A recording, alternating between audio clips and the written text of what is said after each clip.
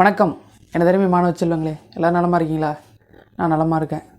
இன்றைக்கி நம்ம இந்த பதிவில் பார்க்க போகிறது 10ஆம் வகுப்பு தமிழ் பாடத்தில் இயல் 1 இருக்கக்கூடிய இலக்கண பகுதி. இந்த இலக்கண பகுதியில் பார்த்திங்கன்னா எழுத்து சொல் அப்படிங்கிற இந்த 2 இலக்கணத்தில் இருந்தும் சிறிய சிறிய பகுதிகளை நமக்கு பிரித்து கொடுத்துருக்காங்க. அது என்னென்ன அப்படிங்கிறத நம்ம விரிவாகவே பார்க்கலாம். இன்றைக்கி நம்ம இந்த பதிவில் பார்க்க போகிறது இந்த எழுத்து இலக்கணத்தில் உள்ள அளபடை வகைகளை நம்ம விரிவாக பார்க்க போகிறோம். சரிங்களா? இப்போ இந்த அளபடை பற்றி நம்ம தெரிஞ்சுக்கிறதுக்கு முன்னாடி நம்ம இன்னும் சில விஷயங்களை தெரிஞ்சுக்க வேண்டியது இருக்குது. அப்போ இலக்கணம், தமிழ் இலக்கணம் அப்படின்னு எடுத்துக்கிட்டிங்கன்னா அதில் என்னென்ன வகைகள் இருக்குது, அதிலிருந்து என்னென்ன பிரிவுகள் இருக்குது, அந்த பிரிவுகளில் என்னென்ன இருக்குது அப்படிங்கிறத நம்ம விரிவாக பார்க்க போகிறோம். இது தெரியாமல் நம்ம எடுத்தோடனே அளபடையை பார்க்குறோம் அப்படின்னா நிறைய பேருக்கு இது எங்கேருந்து வந்தது அப்படிங்கிற ஒரு சந்தேகம்லாம் இருக்கலாம். சரிங்களா?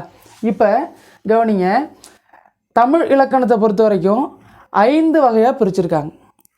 தமிழ் இலக்கணத்தை பொறுத்த வரைக்கும் 5 வகையாக பிரிச்சுருக்காங்க. ஒன்று எழுத்திலக்கணம், இன்னொன்று சொல்லிலக்கணம், 3வது பொருள் இலக்கணம், 4வது யாப்பு இலக்கணம், 5வது அணி இலக்கணம். இது 5 இலக்கணமும் அடிப்படையான இலக்கணங்கள். இப்போ இந்த எழுத்து இலக்கணம் அப்படிங்கிறத பார்த்திங்கன்னா தமிழ் மொழியில் உள்ள எழுத்துக்களை பற்றி சொல்லக்கூடியது இந்த எழுத்து இலக்கணம். அடுத்ததாக சொல்லிலக்கணம், இந்த எழுத்துக்களை கொண்டு நம்ம உருவாக்கக்கூடிய இந்த சொற்களை எப்படி உச்சரிக்கிறது, அதனுடைய பொருள் என்ன, எப்படிப்பட்ட சொற்கள்லாம் இருக்குது, எத்தனை வகையான சொற்கள் இருக்குது, இதை பற்றியெல்லாம் விளக்கக்கூடியது இந்த சொல்லிலக்கணம். அதுக்கு அடுத்தது 3வது இலக்கணம் பார்த்திங்கன்னா பொருள் இலக்கணம். இந்த பொருள் இலக்கணத்தை பொறுத்த வரைக்கும் எல்லாரும் எப்படி நினச்சிக்கிறாங்க அப்படின்னா, பொதுவாக எழுத்துக்கு ஒரு இலக்கணம் இருக்குது, சொல்லுக்கு ஒரு இலக்கணம் இருக்குது, அதேமாதிரி சொல்லுக்கான பொருளுக்கும் ஒரு இலக்கணம் இருக்குது அப்படின்னு நம்ம நினச்சிக்கிறோம். ஆனால் அப்படி கிடையாது. இந்த பொருள் இலக்கணம் அப்படிங்கிறது பார்த்திங்கன்னா மனிதனுடைய வாழ்வியலுக்கான பொருளை கூறக்கூடிய இலக்கணங்கள். அதுதான் பொருள் இலக்கணம் அப்படின்னு வகைப்படுத்தி வச்சுருக்காங்க. இந்த பொருள் இலக்கணம் பார்த்திங்கன்னா என்னது, அக இலக்கணம், அகப்பொருள் இலக்கணம், புறப்பொருள் இலக்கணம் அப்படின்னு இந்த 2 வகைகள் இருக்குது. அடுத்தது பார்த்திங்கன்னா யாப்பு இலக்கணம். இந்த யாப்பு இலக்கணம் அப்படிங்கிறது யாத்தல்னா கட்டுதல் அப்படின்னு பொருள். இந்த செய்யுள்களை வடிவமைக்கிறதுக்கு, மரபு கவிதைகளை கட்டமைக்கிறதுக்கு இந்த யாப்பு இலக்கணம் மிகவும் நமக்கு உதவியாக இருக்கிறது. அடுத்தது அணி இலக்கணம். அணி இலக்கணம் அப்படிங்கிறதும் இந்த யாப்பு இலக்கணத்தில் நம்ம எப்படி நம்ம செய்யுளை வடிவமைக்கிறோமோ அந்த செய்யுள் அழகாக இருப்பதற்காக அதில் நம்ம சேர்க்கக்கூடிய இந்த செயல்பாடுகள் மற்றவைகள்லாம் இருக்குது இல்லைங்களா, இதைத்தான் நம்ம என்ன சொல்கிறோம்னா இந்த அணி இலக்கணம்னு சொல்கிறோம். இந்த அணி அப்படின்னாலே அழகு அப்படின்னு அர்த்தம். அணி என்றாலே அழகு அப்படின்னு அர்த்தம். அப்போ ஒரு செய்யுளை மேலும் அழகுபடுத்துவதற்காக நம்ம செய்யக்கூடிய வேலைகளை சொல்லக்கூடியதான் இந்த அணி இலக்கணம். சரிங்களா? இப்போ இந்த 5 வகையான இலக்கணங்கள் தான் தமிழோட அடிப்படையான இலக்கணங்கள். இந்த 5 இலக்கணத்தை எப்படி ஞாபகம் வச்சுக்கலாம் அப்படின்னா, இப்போ எழுத்து, நம்ம எந்த ஒரு மொழியாக இருந்தாலும் அதில் எழுத்து இருக்கும். அப்போ எழுத்து இருக்குது. இந்த எழுத்தை வச்சு நம்ம என்ன பண்ணுறோம், ஒரு சொல்லை உருவாக்குறோம். சொல்லை உருவாக்கி அந்த சொல்லுக்கு பொருள் இருக்கான்னு பார்க்குறோம். அந்த பொருளை வச்சு நம்ம என்ன பண்ணுறோம் அப்படின்னா ஒரு செய்யுளை வடிவமைக்கிறோம். செய்யுளை வடிவமைத்த பிறகு அந்த செய்யுளுக்கு என்னது, அழகுபடுத்துறதுக்கான அணிகலன்கள்லாம் அணிவிக்கிறோம் அப்படின்னு நம்மளை ஞாபகம் வச்சுக்கலாம். சரிங்களா? அடுத்தது இந்த இலக்கணத்தில் எத்தனை வகைகள் இருக்குது என்னென்னு பார்த்தோம். இப்போ இதில் இருக்கக்கூடிய இந்த முதல் இலக்கணமான எழுத்து இலக்கணம், இந்த எழுத்து இலக்கணத்தை பற்றி தான் நம்ம இங்கே விரிவாக பார்க்க போகிறோம். அப்போ இந்த எழுத்து இலக்கணம் அப்படிங்கும் பொழுது நம்ம எழுத்து அப்படின்னா என்ன, அதில் என்னென்ன இருக்குது அப்படிங்கிறத நம்ம தெரிஞ்சுக்கணும். இந்த எழுத்து அப்படின்னு பார்க்கும் பொழுது 2 வகையாக பிரிக்கலாம். சரிங்களா? முதல்ல நம்ம தமிழ் மொழியில் எழுத்துக்கள் அப்படின்னாலே 247 எழுத்துக்கள் இருக்குது அப்படின்னு சொல்லிடுவோம். ஆனால் அதோடு மட்டும் முடிஞ்சிடாது. அப்போ அந்த 247 எழுத்துக்கள்லையுமே பல வகைகளாக பிரித்து வச்சுருக்கோம். அப்போ அதில் முதல்ல நம்ம சொல்ல வேண்டியது, எழுத்து அப்படின்னாலே முதல்ல 2 எழுத்து தான். சரிங்களா? ஒன்று முதல் எழுத்துகள், இன்னொன்று சார்பு எழுத்துக்கள். ஒன்று முதல் எழுத்து, இன்னொன்று சார்பு எழுத்து. அப்போ அந்த முதல் எழுத்துனா என்னதாங்கய்யா முதல் எழுத்துன்னு சொல்கிறீங்களா அப்படின்னா, தமிழில் இருக்கக்கூடிய உயிரெழுத்துகள் 12. சரிங்களா? உயிரெழுத்துகள் 12, அதுக்கு அடுத்ததாக இருக்கக்கூடிய மெய்யெழுத்துகள் 18. இது 2ம் சேர்ந்தது தான் நம்ம மொத்தம் பார்த்திங்கன்னா 30 எழுத்துக்கள் வரும். இது 2ம் சேர்ந்தது தான் முதல் எழுத்து அப்படின்னு சொல்கிறோம். தமிழுக்கு முதன்மையான எழுத்துக்கள் அப்படின்னா இந்த உயிரெழுத்தும் மெய்யெழுத்தும். இந்த உயிரெழுத்தும் மெய்யெழுத்தும் இருந்தால் இதில் இருக்கக்கூடிய மற்ற எழுத்துக்கள் எல்லாத்தையும் நம்மால் உருவாக்க முடியும். சரிங்களா? இந்த ஆயுதத்தை தவிர்த்து. இப்போ உயிரெழுத்துக்கள் 12 எழுத்துக்களும் அ ஆ இ ஈ உ ஊ ஏ ஏ இந்த எழுத்துக்கள்லாம் இருக்கு இல்லைங்களா? அப்போ உயிரெழுத்துக்கள் 12ஐயும் இக்கு இச்சு இத்து இட்டு இதெல்லாம் இருக்கு இல்லைங்களா? அப்போ இது மெய்யெழுத்துக்கள் 18ஐயும் நம்ம என்ன பண்ணுறோம்? சேர்த்து தான் முதல் எழுத்து அப்படின்னு சொல்கிறோம். அடுத்ததாக இந்த முதலெழுத்தை சார்ந்து வரக்கூடிய எழுத்துக்கள் எல்லாத்தையும் சார்பெழுத்துன்னு சொல்கிறோம். இவங்க இல்லாமல் இவங்க இல்லை.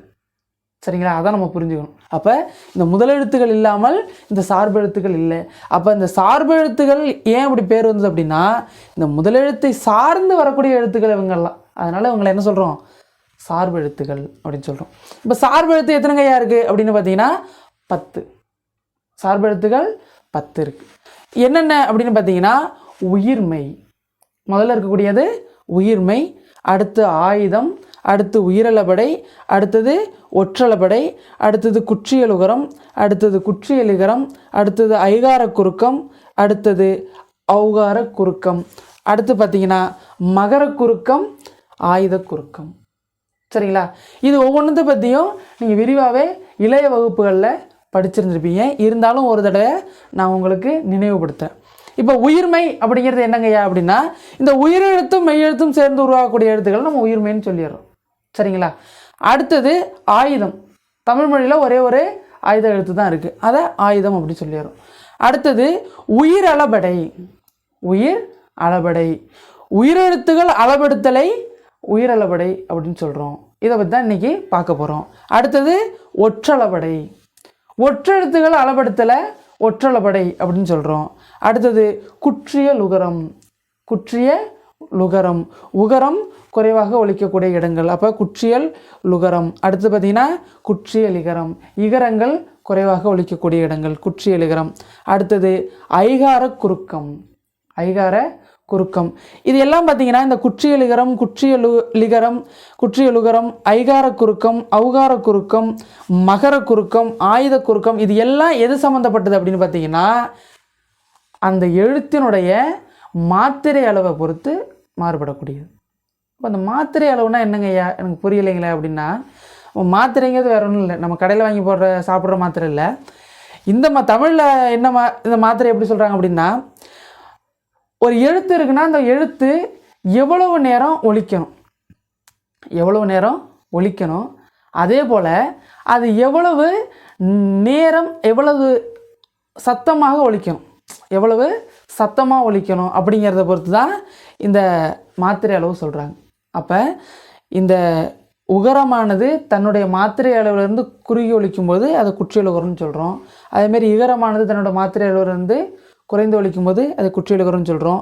அடுத்து ஐ என்னும் எழுத்து குறுகி ஒலிக்கக்கூடிய இடங்களை ஐகார குறுக்கம்னு சொல்கிறோம். ஔ என்னும் எழுத்து குறுகி ஒலிக்கக்கூடிய இடங்களை ஔகார குறுக்கம்னு சொல்கிறோம். மகர குறுக்கம் அப்படிங்கிறது இம் என்னும் எழுத்து. சரிங்களா? இம் என்னும் எழுத்து தன்னுடைய மாத்திரை அளவுலேருந்து குறைந்து ஒலிக்கக்கூடிய இடத்த மகர குறுக்கம்னு சொல்கிறோம். ஆயுத எழுத்தான ஆயுதம் குறைந்து ஒலிக்கக்கூடிய இடங்களை ஆயுத குறுக்கம் அப்படின்னு சொல்கிறோம். சரிங்களா? இது ஒன்று பற்றியும் நம்ம விரிவாக அடுத்தடுத்த பதிவுகளில் பார்க்கலாம். இப்போ இன்றைக்கி பார்க்க போகிறது பார்த்திங்கன்னா இந்த உயிரளபடை மற்றும் ஒற்றளபடை. சரிங்களா?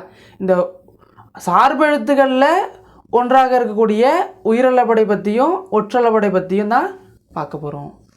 அப்போ நம்ம முதல்ல தெரிஞ்ச வேண்டிய விஷயம் என்னென்னா, அளபடை எத்தனை வகைப்படும் அப்படின்னு கேட்குறாங்கன்னா நம்ம எத்தனை வகைப்படும் சொல்லுவோம். அளபடையில் என்னென்ன வகை இருக்கோ எல்லாத்தையும் எண்ணிகிட்டு இருக்கோம். சரிங்களா? அளபடை எத்தனை வகைப்படும் அப்படின்னா 2 வகை தான் படும். ஒன்று உயிரளபடை, இன்னொன்று ஒற்றளபடை. சரிங்களா? அப்போ அளபடை 2 வகைப்படும். ஒன்று உயிரளபடை, இன்னொன்று ஒற்றளபடை. இப்போ கவனிங்க, அளபடை அளபடை அப்படின்னு பார்த்தோம்னா அதுக்கு என்ன அர்த்தம் அப்படின்னு பார்த்தீங்கன்னா, நீண்டு ஒலித்தல். எப்படி? நீண்டு ஒலித்தல். ஏன் நீண்டு ஒலிக்கணும் அப்படின்னு அடுத்த சந்தேகம் வரும் நமக்கு. இப்போ அளபடை அப்படின்னா நீண்டு ஒலித்தல் அப்படின்னு பொருள் சொல்கிறீங்க, நீட்டமாக ஒலிக்கிறது. ஏன் நீண்டு ஒலிக்கணும் அப்படின்னா 2 காரணம் இருக்குது. ஒரு காரணம் உணர்வு. சரிங்களா? நமக்கு இருக்கக்கூடிய உணர்ச்சி காரணமாக நம்ம இது மாதிரி ஒரு சொல்லை நீண்டு ஒலிப்போம். அப்படி இல்லைன்னா இனிய ஓசைக்காக நம்ம நீண்டு ஒலிப்போம். இப்போ பாடல்கள் இருக்குன்னு பார்த்தீங்களேன், பாடல்களில் சில ராகங்கள்லாம் பார்த்தீங்கன்னா நீண்டு ஒலிக்கும். சரிங்களா? அப்போ ஒரு சாதாரண வார்த்தையாக தான் இருக்கும். ஆனால் அந்த ராகத்துக்கு ஏற்ப என்ன பண்ணியிருப்பாங்க, நீண்டு ஒழிச்சிருப்பாங்க. அதே போல் நம்ம செய்யுள்ளையும், சரிங்களா, நம்ம செய்யுள்ளையும் உணர்ச்சி காரணமாகவும் இருக்கலாம், அல்லது என்னது இனிய ஓசைக்காகவும் இருக்கலாம். அப்போ அப்படி அளபெடுக்கக்கூடியதை நம்ம அளபடை அப்படின்னு சொல்கிறோம்.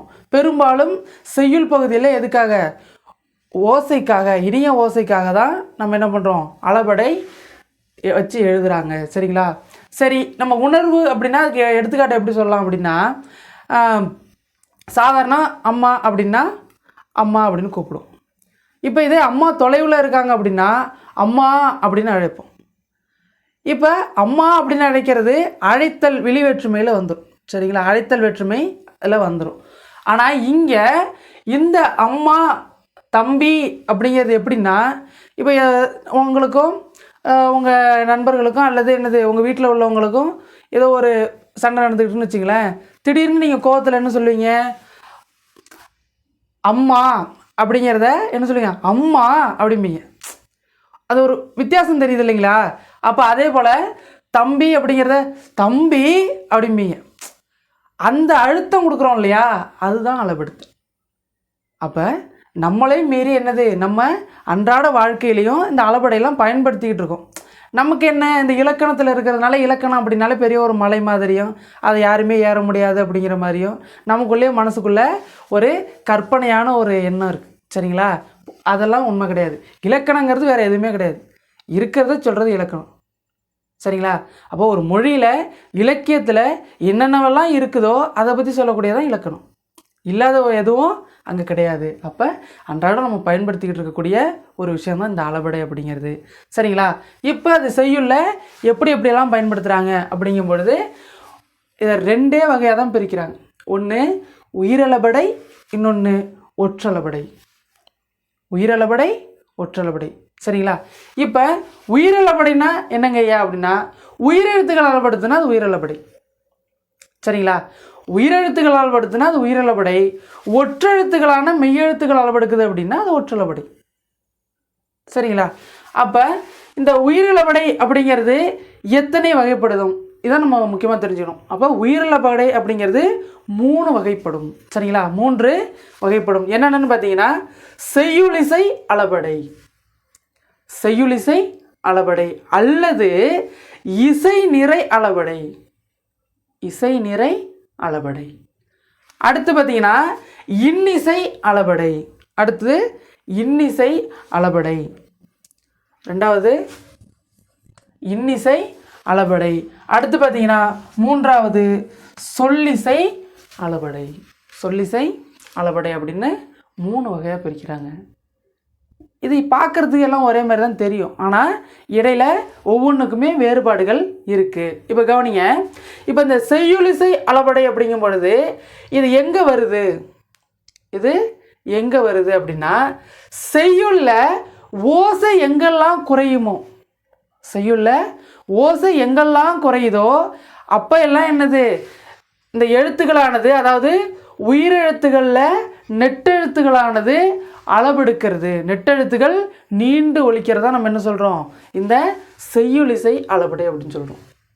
சரிங்களா? அப்போ செய்யுளில் ஓசை குறையும் பொழுது உயிரெழுத்துக்களில் நெட்டெழுத்துக்கள் இருக்கு இல்லைங்களா, அது நீண்டு ஒலிக்கிறது தான் இந்த செய்யுளிசை அளபடைன்னு சொல்கிறோம். அதனால தான் இதுக்கு என்ன இன்னொரு பேருனா இசை நிறை அளபடை, இசை நிறை அளபடை. இசையை நிறைவு செய்வதற்காக வரக்கூடிய அளபடை, அதனால அது இசை நிறை அளபடை அப்படின்னு சொல்கிறோம்.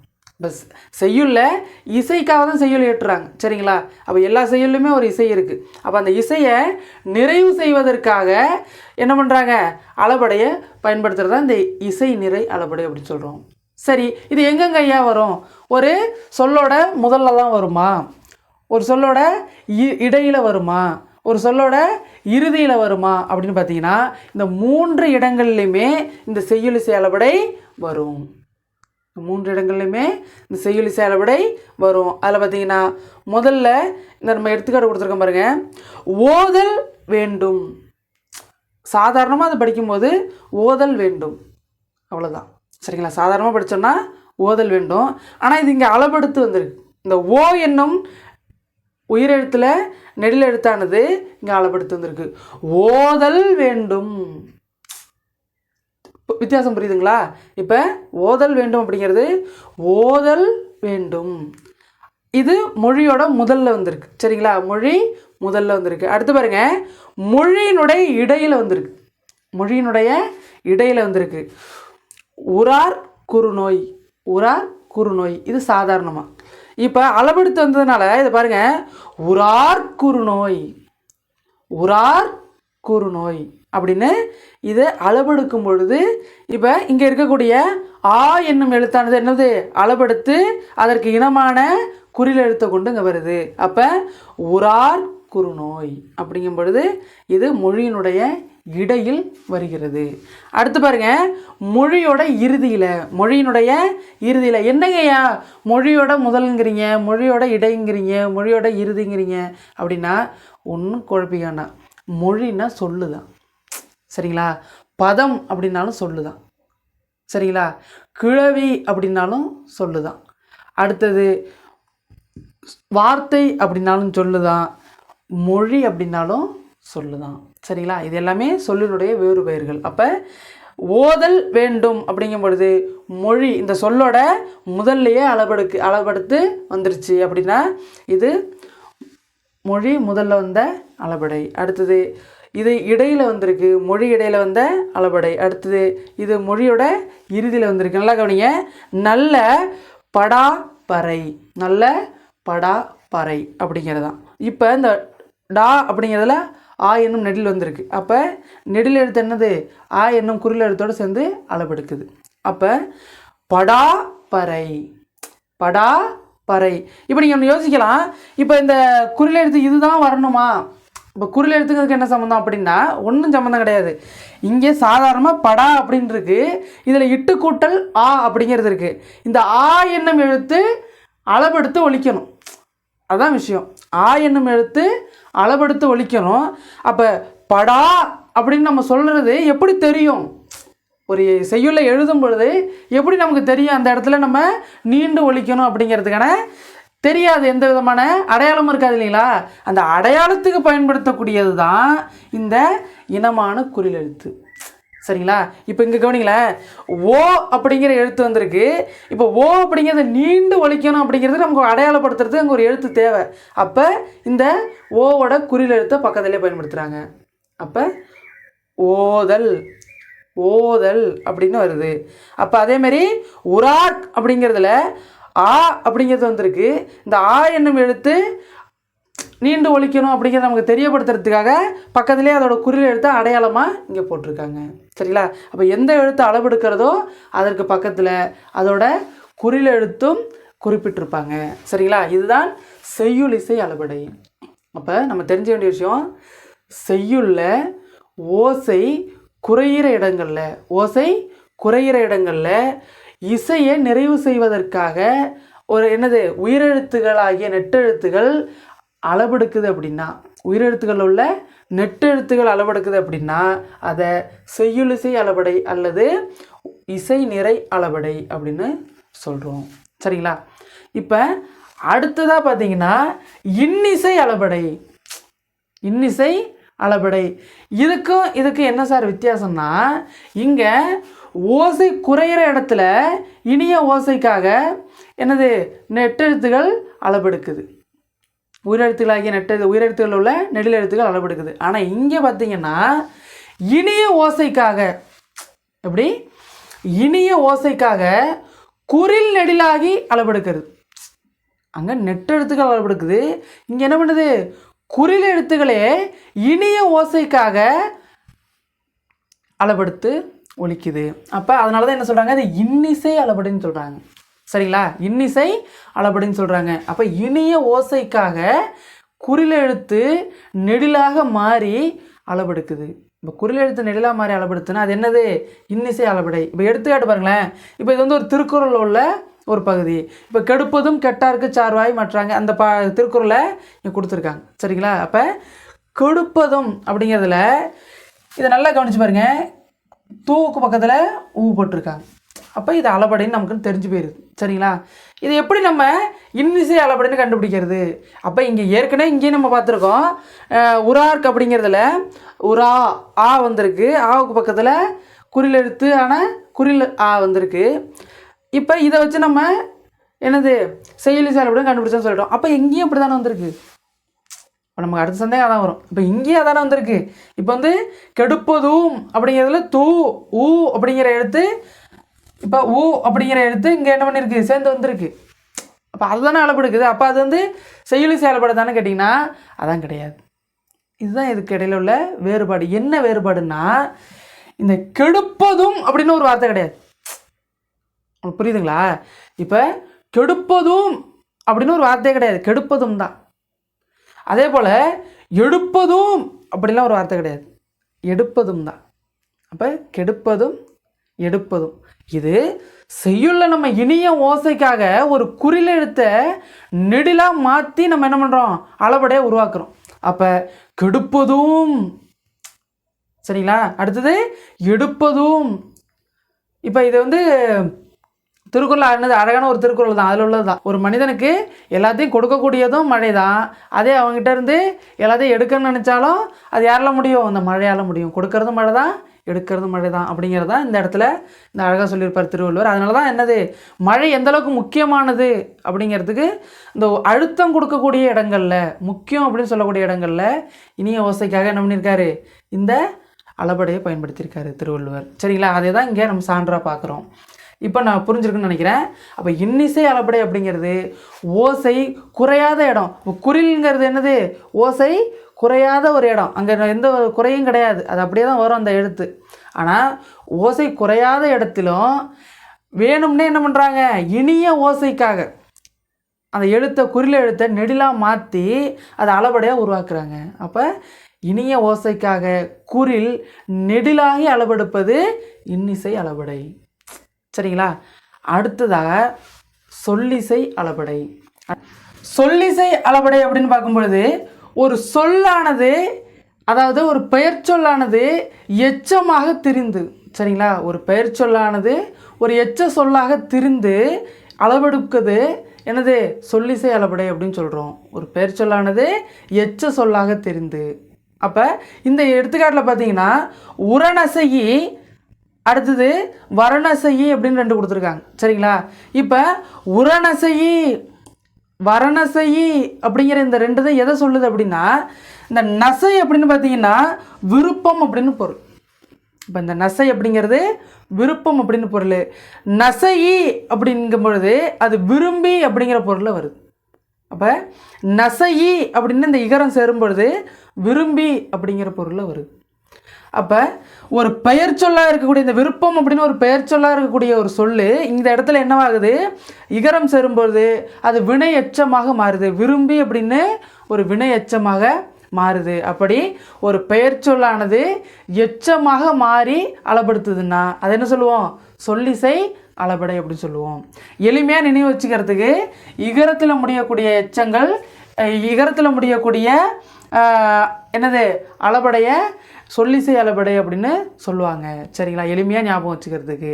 ஆனால் உண்மையான அர்த்தம் என்பது ஒரு பெயர் சொல்லாக இருக்கும். அது என்னது, அளபெடுத்தலின் போது ஒரு எச்சமாக தெரியும். அல்லது ஒரு செய்யுள்ள அந்த ஒரு பெயர் சொல் என்னது எச்ச சொல்லாக மாறணும், ஒரு வினையச்சமாக மாறணும் அப்படிங்கும் பொழுது என்னது இந்த சொல்லிசை அளபடையை பயன்படுத்துகிறோம். அங்கே இகரம் சேர்த்து அளபடையாக பயன்படுத்துகிறோம். சரிங்களா? இதுதான் சொல்லிசை அளபடை அப்படின்னு சொல்கிறோம். இப்போ அடுத்ததான் நம்ம பார்க்க போகிறது ஒற்றளபடை. சரிங்களா? அடுத்து ஒற்றளபடை அப்படிங்கிறது என்னென்னு பார்க்க போகிறோம். இப்போ கவனிங்க, ஒற்றளபடை ஒற்றளபடை அப்படிங்கும் பொழுது ஒற்றெழுத்துகள் அளவெடுப்பது ஒற்றளபடை. ஒற்றெழுத்துகள் அப்படின்னா வேற ஒன்றும் கிடையாது, மெய்யெழுத்துக்கள்னு சொல்கிறாங்க இல்லைங்களா. இந்த மெய்யெழுத்துகள் அளவெடுக்கிறதா நம்ம என்ன சொல்கிறோம், அளபடை அப்படின்னு சொல்கிறோம். அப்போ ஒற்றளபடை அப்படின்னு சொல்கிறோம். இதில் ஒற்றளபடை அப்படிங்கும் பொழுது மெய்யெழுத்துகள் அளவெடுக்கிறதுன்னு சொல்லிட்டீங்க. இப்போ மெய்யெழுத்துக்கள்னால் 18 இருக்குது. சரிங்களா? அந்த ஒற்றெழுத்துக்கள் மெய்யெழுத்துகள் 18 இருக்குது. இந்த 18ம் அளபடையில் வருமா அப்படின்னா வராது. இதுதான் நமக்கு தெரிஞ்ச வேண்டிய விஷயம். சரிங்களா? அப்போ எது வரும்னா ஒற்றில் ஒரு 10 ஒற்றெழுத்து வரும். எப்படி ஒற்றில் ஒரு 10 ஒற்றெழுத்து வரும். கூடுதலாக ஒரு ஆயுத எழுத்து ஒன்றே ஒன்று தான் இருக்குது. அப்போ இந்த ஒரு ஆயுத எழுத்தும் இந்த ஒற்றளபடையில் வரும். சரிங்களா? இப்போ கவனிங்க, அது என்னென்ன அப்படிங்கிறத எளிமையாக ஞாபகம் வச்சுக்கிறதுக்காக நான் புள்ளி வைக்காமல் இங்கே எழுதியிருக்கேன். சரிங்களா? இந்த ஒற்றெழுத்துக்களை புள்ளி வைக்காமல் எழுதியிருக்கேன். இப்போ இந்த ஒற்றெழுத்துக்கள் தான் ஒற்றளபடையில் வரும். எப்படி கவனிங்க, ஒன்றும் இல்லை, மெல்லின எழுத்துக்களை முதல்ல வரிசையாக எழுதிக்கிறோம். சரிங்களா? மெல்லின எழுத்துக்கள் என்னென்ன? ஞஞன நமன, ஞஞன நமன. இந்த மெல்லினா எழுத்துக்கள் 6ம். அதை கூட பாருங்க, என்னது? வயலல, வயலல. அப்போ எப்படி ஞாபகம் வச்சுக்கலாம்? ஞஞன நமன வயலல, ஞஞன நமன வயலல அப்படின்னு ஞாபகம் வச்சுட்டிங்கன்னா இந்த 10 எழுத்தையுமே நம்ம ஞாபகம் வச்சுக்கலாம். சரிங்களா? இப்போ 10 எழுத்து என்னென்னு பாருங்க.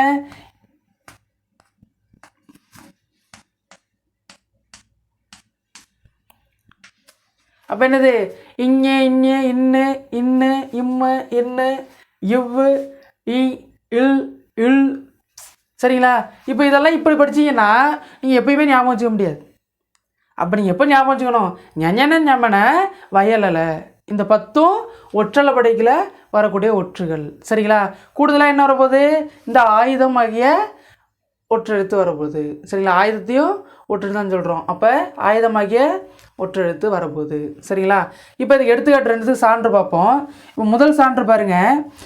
எங்கிறைவன். சாதாரணமாக இறைவன் எங்கப்பா அப்படிம்போம். சரிங்களா? அப்போ எங்கிறைவன் அப்படிங்கிறத நம்ம உணர்ச்சி பொங்க சொல்லும் பொழுது எங்கிறைவன் அப்படின்னு ஒரு அழுத்தம் கொடுக்குறோம். அப்போ இந்த அழுத்தம் கொடுக்கும் பொழுது அங்கே இங் இங் அப்படிங்கக்கூடிய இந்த எழுத்தானது என்ன பண்ணுது? அளவெடுக்குது. இந்த எழுத்து அளவெடுக்குது. அப்போ எங்கிறைவன் அப்படின்னு சொல்லும் பொழுது இந்த ஒற்றெழுத்து அளவெடுக்குது. இதனால அதை ஒற்றளபடின்னு சொல்கிறோம். அதே போல் எகிலங்கிய கையராய் இன்னுயிர், எகிலங்கிய கையராய் இன்னுயிர்ங்கிறது ஒரு உணர்ச்சி மிகுந்து சொல்லும் பொழுது எக்கிலங்கிய கையராய் இன்னுயிர் அப்படின்னு சொல்கிறோம். அப்போ இந்த எஃகு அப்படிங்கக்கூடிய இந்த ஆயுதமானது என்ன பண்ணுது? அளவெடுக்குது. சரிங்களா? இவ்வளவு தான் ஒற்றளபடை. அப்போ ஒற்றளபடை அப்படிங்கும்பொழுது ஒற்றெழுத்து அளவெடுக்கிறத நம்ம ஒற்றளபடைன்னு சொல்கிறோம். ஒற்றெழுத்தில் எல்லா எழுத்தும் அளவெடுக்காது. அப்போ அதில் ஒரு 11 எழுத்து அளவெடுக்குது. 10 எழுத்து ஒற்றெழுத்துகளில் உள்ளது. ஒன்றே ஒன்று ஆயுத எழுத்து. இந்த 10 வந்து என்னது? ஞஞன நமன வயலல அப்படின்னு ஞாபகம் வச்சுக்கோங்க. அடுத்தது ஆயுதம் ஒன்றே ஒன்று. சரிங்களா? இப்போ இவ்வளோதான் ஒற்றளபடை. இப்போ இன்றைக்கி நம்ம இந்த எழுத்து இலக்கணத்தில் இருக்கக்கூடிய உயிரளபடை மற்றும் ஒற்றளபடை ஆகிய 2 பகுதிகளையும் நம்ம ரொம்பவே விரிவாக பார்த்துருக்கோம். சரிங்களா? இதில் ஏதாவது உங்களுக்கு சந்தேகம் இருக்குது அப்படின்னா நிச்சயமாக நீங்கள் நம்மளுடைய வலையொலி பக்கத்தில் இருக்கக்கூடிய கருத்து பட்டியலில் நீங்கள் பதிவிடலாம். சரிங்களா? உங்களோட சந்தேகங்களை பதிவிடலாம். இது வரைக்கும் இந்த காணொளியை மிகவும் சிறப்பாக கவனித்த பார்த்த உங்கள் எல்லாருக்கும் எனது மனமார்ந்த நன்றிகள். நன்றி, வணக்கம்.